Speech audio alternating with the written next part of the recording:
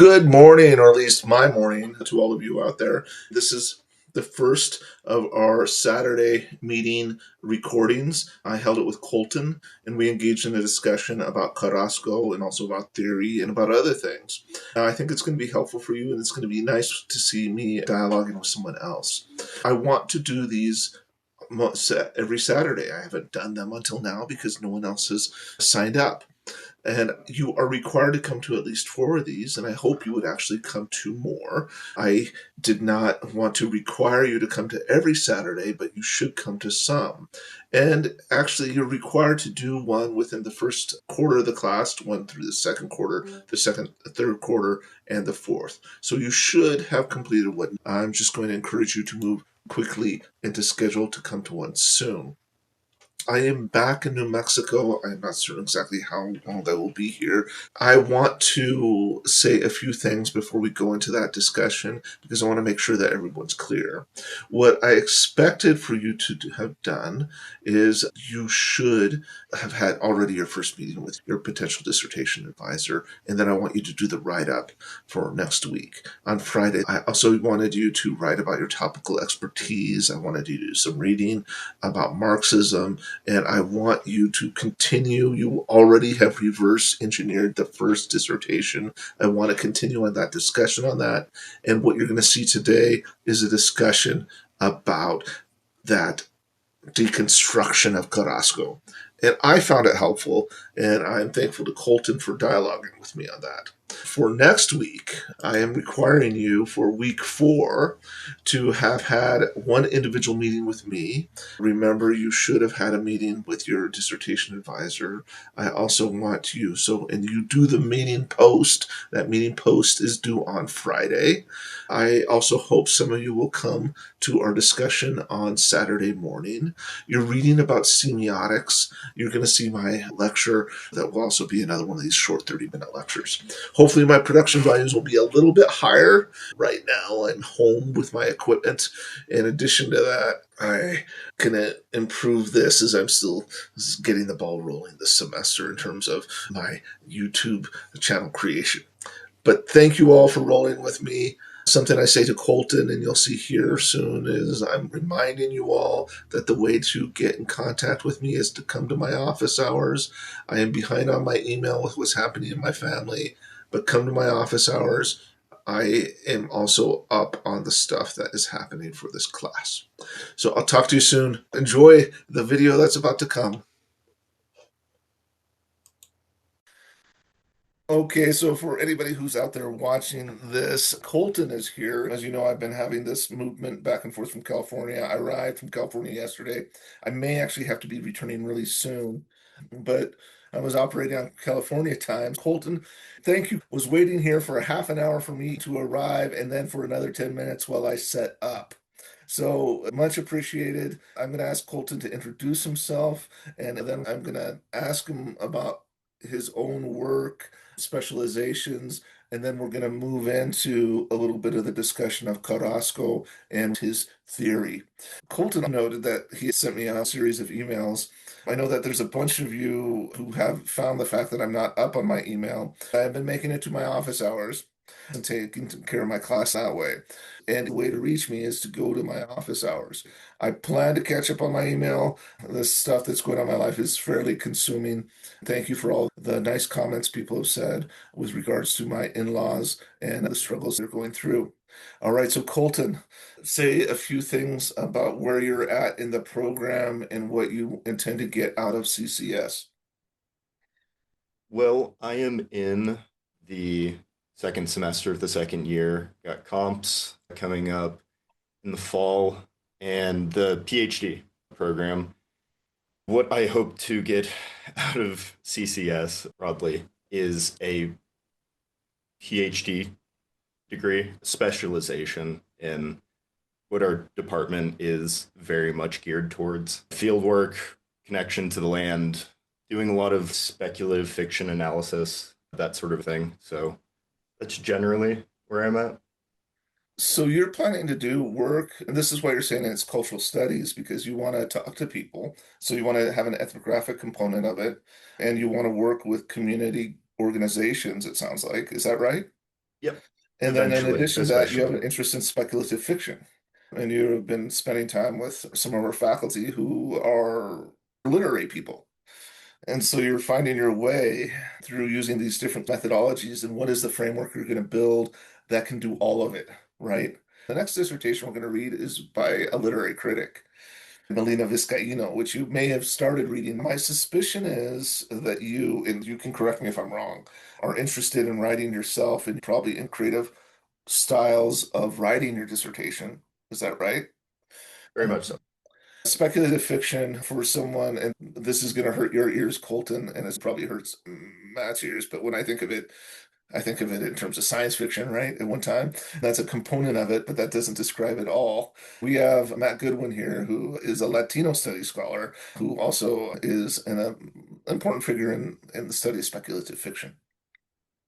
So one of the things that you're going to want to do is create a framework which allows you to keep this kind of creative work, right? The creative work of speculative fiction, which is not trying to report the real world, although it says something about it.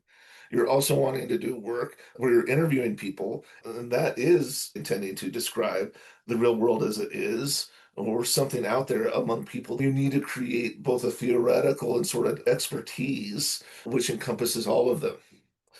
The way I'm teaching this class is different than I think it's often taught. I want you to develop your own methods, your own theoretical orientation, to think about what kind of evidence you're going to use and what kinds of questions you can ask. All of this should be in dialogue for anybody in the department who may eventually stumble on this channel. I am telling everyone also to read Aslan and these dissertations, and so it should be within the context of Chicano and Chicano studies.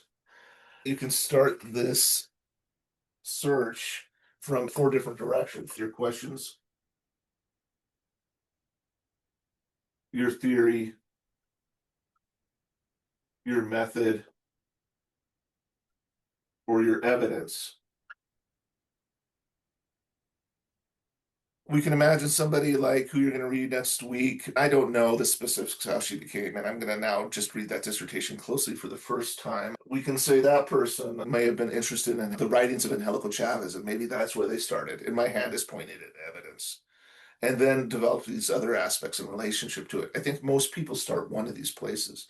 Colton, if you had to say which is the first place that with your work where you're starting, what some people might be out there. I know when I was in graduate school and some of my students before earlier on were Marxists and they started with Marxism, and then all this other stuff followed from their theory. For you, which is your starting point? I'm wondering why there isn't a Chicanx subjectivity or persona or a consciousness to correspond to not just our digital lives, but also our digital lives under the Trump administration and topics of identity. The question is, how can we cross over the digital divide and remain connected to our community while protecting our identities? So, in terms of your ethnographic work, do you plan to do a lot of it in the digital realm? What I've been doing, and it's kind of brainless collection at the moment, but I've been on Reddit and found a number of pertinent local communities. I'm cataloging when people are posting photos, when people are saying ICE is in this area, going through the comments and collecting that in a digital way. I'm also just going to the protests, and after the protest, what people post about the protests is what I'm trying to take account of. So a sort of digital ethnography, yeah. Okay.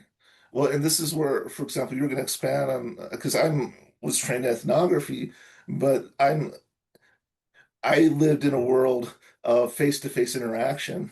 I've worked with students who've done ethnographic work online, but it's not my natural space. But when you, because of these kinds of questions you're asking, that means perhaps your evidence, at least some of it's going to be these Reddit threads, right? So those questions lead to certain sorts of evidence, and then your method is going to be expertise in a digital ethnography or something like that.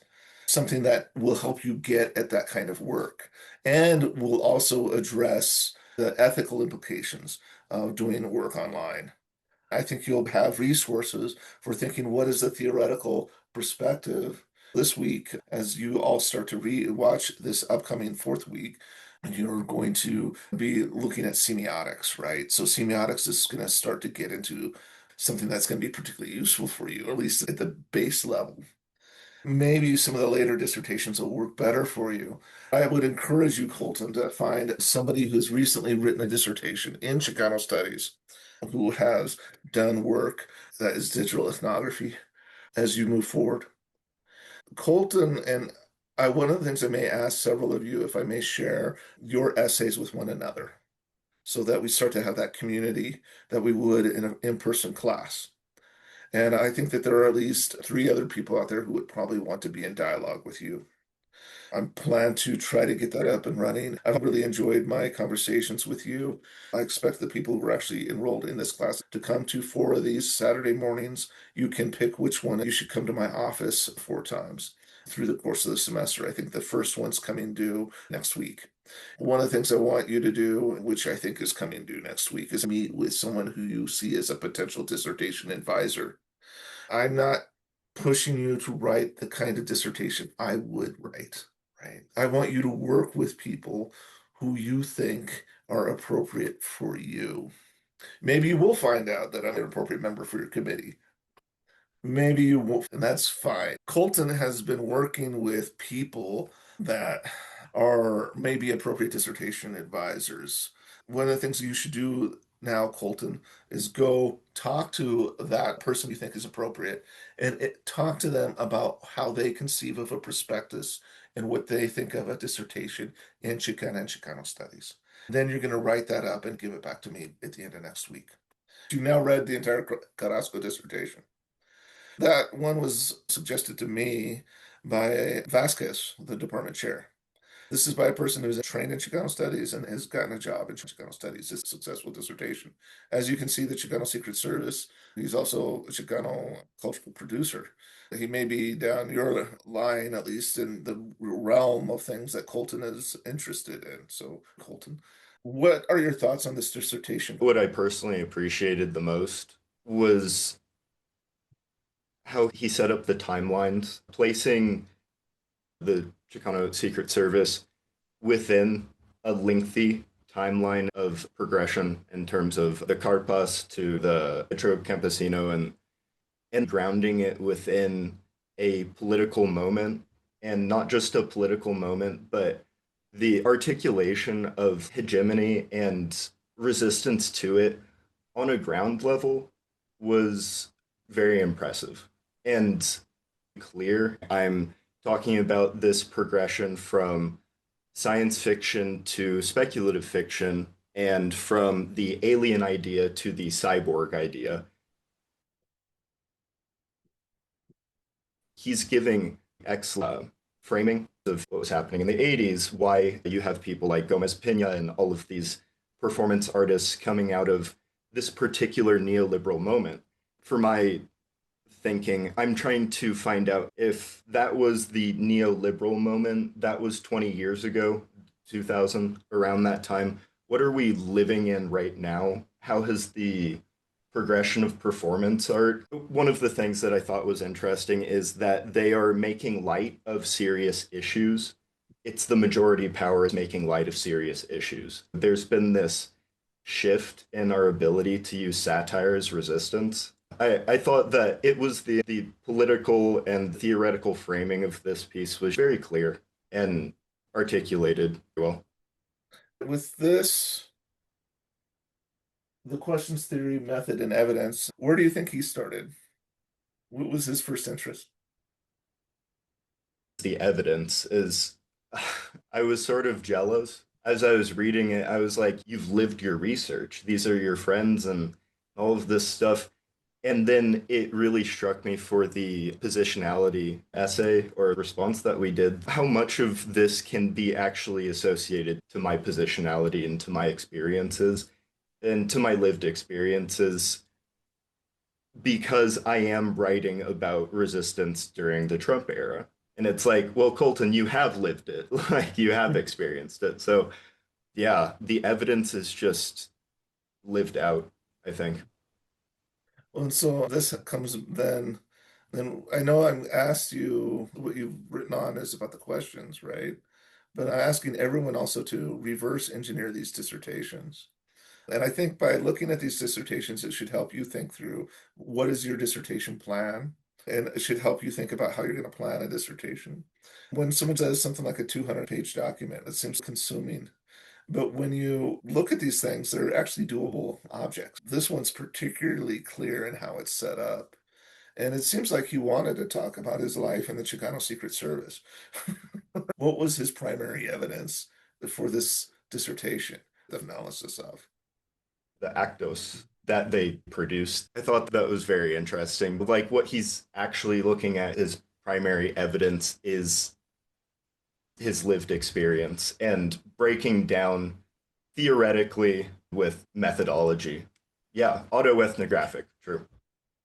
So the actos themselves, these works of art which he produced, which he then goes to analyze and interprets. He interprets them himself.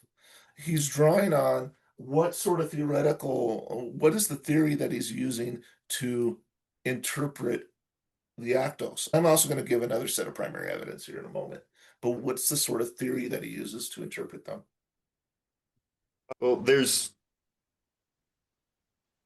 Bakhtin, Yeah, and Bakhtin, yes. right, Rebele and his world. And so he's talking about this carnival idea as an essence of resistance with humor and laughter as these main ways that we can turn settler narratives on their head, especially Convention. hegemonic settler narratives. So his theory, he's using Bakhtin's notion of the carnivalesque, which is creating this alternative world which stands in relationship to the hegemonic, right? And he's seen an Anglo world is hegemonic, dominant. There's a dominant discourse in which they're writing against. In his era, he's writing against the Reagan Bush, the first Reagan Bush era, and then later on, sort of this sort of post neoliberal moment of the 1990s, which now looks pretty good. Bill Clinton is still relatively conservative, right? So, and he's analyzing it and putting it in context of its relationships as he sees it as a commentary on the politics of his time. He historicizes it. Fundamentally, he's a Marxist. His analysis is Marxist. He's using Stuart Hall. He's using Gramsci. He's using the discussion of hegemony, which comes from Gramsci. Bakhtin, Carne Carnales and the Carnivalesque. Bakhtin is tied into a Marxist analysis.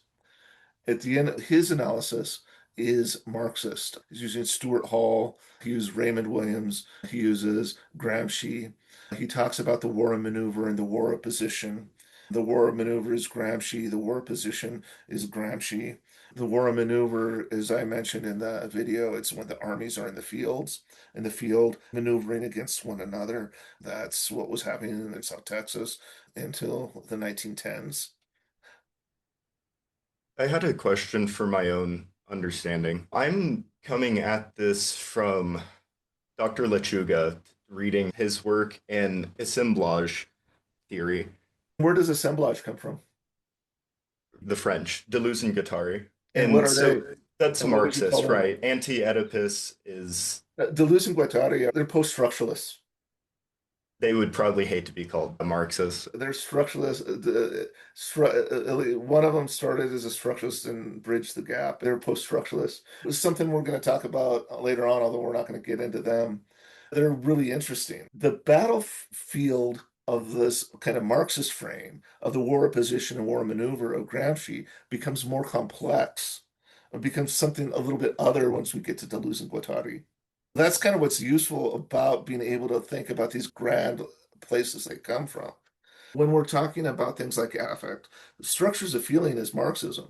Many of the people who are talking about affect are doing something, are coming from a different place. And assemblage is not specifically Marxist, but it doesn't mean that it's not useful, right? Someone could say that what Deleuze and Guattari are doing is more useful than Marxism. Is the general idea that hegemony is a unity and doesn't describe the coming event or the emergent nature of the Well, arrangement. I'm not going to go there, but what I Okay. will say, and this is for you to think about, I probably a Marxist. That's why I get into Bakhtin and the Carnivalesque and all that stuff. And it makes complete sense to me. I also appreciate the post-structuralists, and I certainly incorporate elements of post-structuralism in my work. I'm not teaching you theories as truth. I'm not saying that Marxism is the correct understanding, but you should have clarity on what Marxism does well, what semiotics does well, what post structuralism does well, how they can move in concert, and how they can be in opposition to one another. I particularly like Frederick Jameson, who passed away this last year. And Frederick Jameson will incorporate post-structuralist approaches and other approaches, but his ultimate horizon is always Marxist. At the end of the day, final horizon is a Marxist analysis. Chicano studies is looking for this Marxist liberation kind of idea, while post-structuralism is I'm not more making that argument ambiguous. that Chicano Studies is doing that. I'm just trying to figure So out I what is think the association. I think that in the 1970s, when Chicano Studies was engaged in looking at social movements Oh, okay. and Yeah. could understand this stuff, in the 1970s, they were in the 80s, they were incorporating Gramsci. Gramsci was new to the Anglophone world. They were engaged in social movements, they were in the streets. Marxism was particularly appropriate. Post-structuralism, even Derrida was not huge. Deleuze and Guattari were young. So it makes sense in the 1970s that in the 1980s, Marxism is going to have particular resonance in Chicano studies. But I just want you to find your theory, find the place that you would plant your feet. For example, you, Colton, could say, I'm with Lechuga and I'm going to do Deleuze, right? And Sure. that's where it is. That's where the action is. And I'd be able to say, this is why I think this works better than what Frederick Jameson and certainly than what Stuart Hall did. Make choices. One of the things I'm encouraging you to do over the course of the semester is to make choices. You can't do everything. Decide where you're going to put your chips. And understand Marxism, understand Saussure. I think you should understand Derrida and a whole bunch of other people because they've had so much impact on Chicano studies.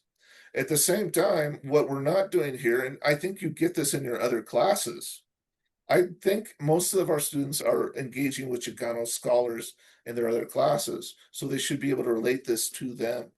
My advisor, Jose Limon, was a Marxist, he was employing the methodologies of Frederick Jameson. That was highly influential in Tejano cultural studies. It still has resonance and it still works. If you want to talk about affect, you can talk about it through structures of feeling, which fits with Marxism. But I think the way a lot of other people are arguing is it has a different sense of subjectivity, which is different. It thinks of the subject and subject formation in a different way. And maybe they're right. Okay, that's what I was getting at. That's interesting. I have a better I thought understanding. that's where we were, but I wanted to get there in a way so that people out there will be able to follow. And I probably will edit this down a little bit, Colton, so we don't take up so much time, Of but this was course. useful. So Carrasco is not using Deleuze, right? No, he's not. He's using Stuart Hall. He's using Gramsci. And that's the theory that works specifically well for the stuff that he's doing. The time period he's working with, the kind of evidence. So you were talking about his method of interpretation, and that is a method, right? He and Jameson has a specific methodology for going about cultural interpretation. And so, whatever you're doing, you should think about if you were like Carrasco, how are you interpreting cultural phenomena? In addition to that, his other primary evidence is interviews. And he says so explicitly in his bibliography. He lists a whole series of interviews he does with those people he knew from the Chicano Secret Service era. So we can imagine Carrasco, what he ought to have done is when he was talking about his methods, he should have thought about his methods of interpretation, how he was using Bakhtin to go about that interpretive work, for example. I probably use Jameson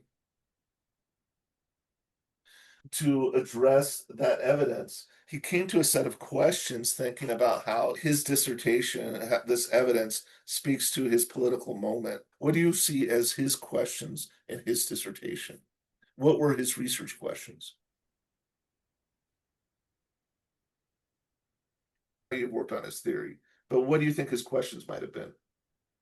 I think that he wanted to answer why the Chicano Secret Service became what it became, why it was a necessary step in terms of performance art and resistive performance art. I think he is just trying to explain why it was effective and how did it form effective resistance. I think you're right, and I think he does a good job of speaking to that for the 1980s. We've talked about his theory, which led us into an interesting discussion, both about what I'm trying to do with theory in this class.